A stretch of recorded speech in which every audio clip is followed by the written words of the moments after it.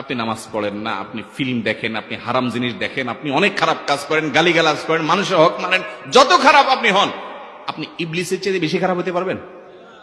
ইবলিসের চেয়ে বেশি খারাপ হওয়ার সুযোগ আছে?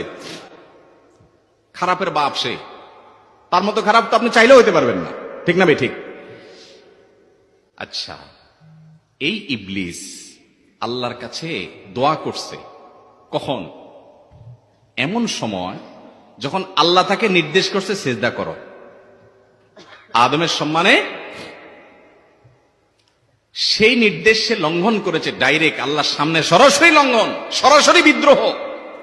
আল্লাহ হলেন সৃষ্টিকর্তা, এ হলো সৃষ্টি। সে যুক্তি দেখায়, খালাক্তানি মিন নার ওয়া খালাক্তাহু মিন তিন, আমারে আগুন থেকে তৈরি করছেন, তাই মাটি থেকে তৈরি করছেন, আমি কেন তারে সিজদা করব?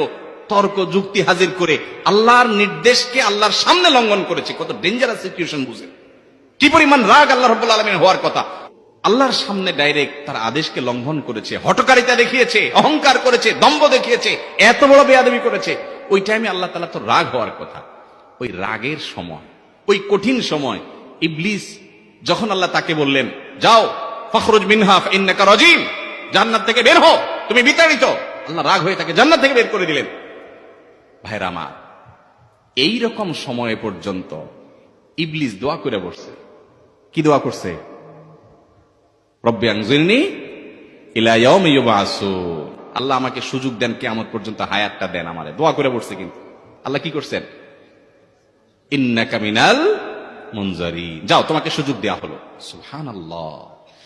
ইবলিস যদি আল্লাহর রাগ হওয়ার মতো সময়ে, ক্রোধ হওয়ার মতো সময়ে আল্লাহর সামনে আল্লাহর সরাসরি অবাধ্য হয়ে আল্লাহ তাকে বের করে দিচ্ছেন বিতাড়িত শয়তানকে, ওই টাইমে যদি দোয়া করার পর ইবলিসের দোয়া কবুল হয়, ও মুসলমান, আপনি আল্লাহর গোলাম।